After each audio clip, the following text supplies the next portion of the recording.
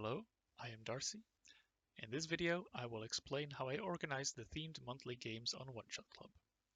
One Shot Club is a Discord server that focuses on being a safe and inclusive space for playing tabletop role-playing games, learning how to play them, and learning how to GM them. It's queer positive and international, including people from all around the world. It's an English language server, but it includes people from Europe, Africa, South America, Asia, and the Pacific as well.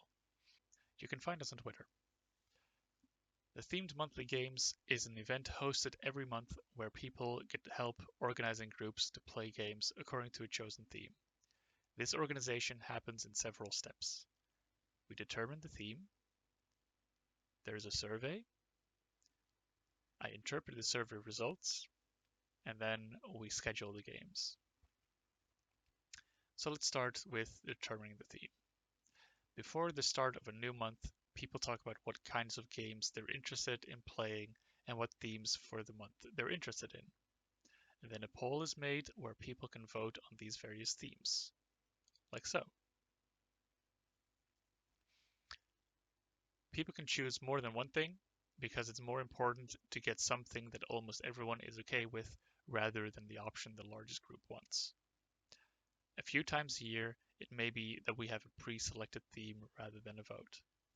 This happened in June with Pride Month, in October with Halloween Month, and it might happen in December for the holidays, February for Valentine's, and April for April Fools.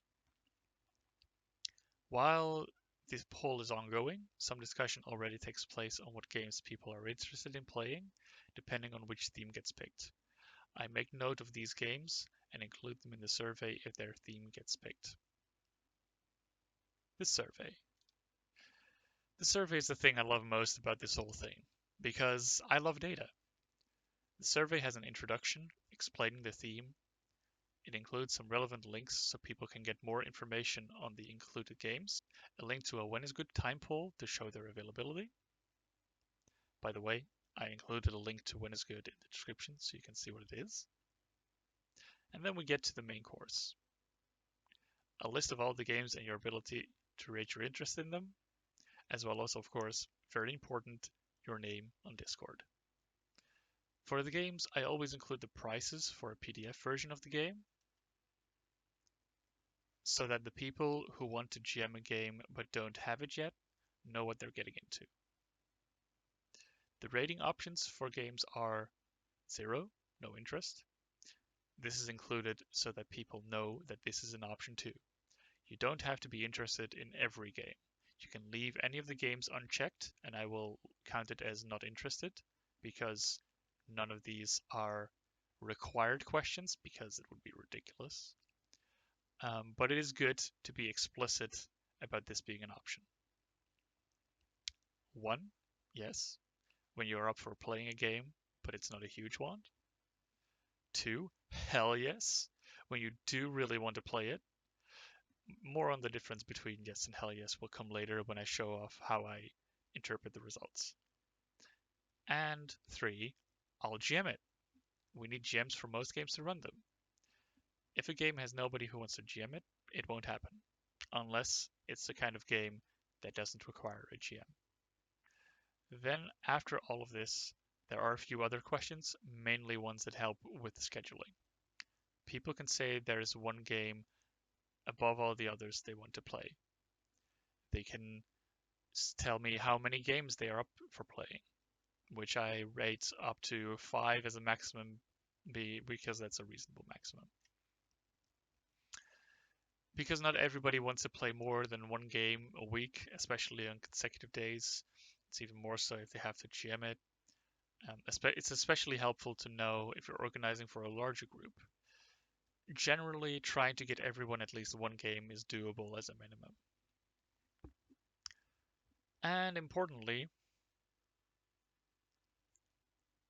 if there's anybody they don't want to play with. This helps in you ensuring that games feel safe and comfortable for them. And as a moderator in a community, it helps suss out potential issues between community members.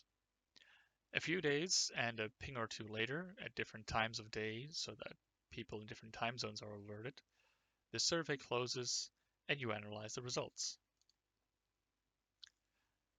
I make this easy via color coding, so I select all of the hell yeses and mark those in yellow. I select the I'll gem it options that people have selected and mark those in green. Cyan is for games that a person really wants to play, so I look at the things that people say. So if it's Monster of the Week, I look for Monster of the Week in the options, and I will mark that in cyan. And finally, there's also blue for secondary games you want to schedule them for within their maximum game limits. So it's important to double check how many games they have been already scheduled for and how that compares to like their maximum that they've given. I don't want to have to do this whole thing again here, so I will just skip to a different tab where I have already filled all of this in. You may also notice some names blacked out. These are players who didn't give me their explicit consent to have their name appear in this video, and the entirely blacked out ones were results that I either couldn't use or players who didn't want their rankings to appear at all. Just their rankings though. The answers to one of the questions are also blacked out, as seen all the way over here, because that question is the one asking what people you don't want to play with. That's obviously something I'm not going to show. Right, once I have color-coded everything yellow, green, and cyan, I move on to the games themselves. If there is a game with a gem on it and someone in cyan, I will try and make that happen. If there's a gem and 3 players available for at least 3 hours at the same time, it's gonna happen. In the meantime, I mark the game in cyan and do this for all the games like this. If a game doesn't have enough interested players, I ignore it, but I make a note to give the player that marked the game in cyan priority for one of the other games they're interested in. Then I check what other games have GMs available and at least 3 interested players. I mark those in green. Those are backups or second-tier games. I will first try and schedule the games marked in cyan, before seeing if games marked in green can also happen. In between, you also have to check if you've marked someone as a player for a game when you've already hit their stated maximum number of games for that month, as well as checking that you haven't put together 2 people where one or both have marked the other as someone they don't want to play with. I don't have good tips for how to do all that smoothly. It's a bit of a hassle, but it's necessary. Once all these games are marked and everything is double checked, it's time for scheduling. Scheduling is the hardest part of this for me. When is good is the best way of finding working times for multiple events for larger groups, as far as I'm aware. But it's not very user-friendly for large groups. You have to manually exclude results from every person one at a time for every game you want to schedule. It's not ideal, but it's the best option I found. At the start of scheduling for a game, you check if the GM has filled it out. If not, just collect a list of names of interested people and move along to making a channel for them to figure stuff out themselves. If the GM has filled it out, check anybody who have marked it as a hell yes or even in their cyan main wanted games. If there are no time slots of at least 3 hours that work for everyone, you may need to exclude one person or another. Try and find multiple options and write them down, so that you can offer all the different options to the group of interested players and give them the power to decide which time slot they want, and whether the less interested players are still interested enough in trying to make a time work. I give the groups their own channel in Discord. I give the GM ability to pin messages and change the channel name and delete the channel once they're done. And if the GM doesn't have access to our games calendar, they can send me a message with their email address so I can give them editing rights and they can put their game on the calendar. Google Calendar auto-converts for different time zones, which is very handy.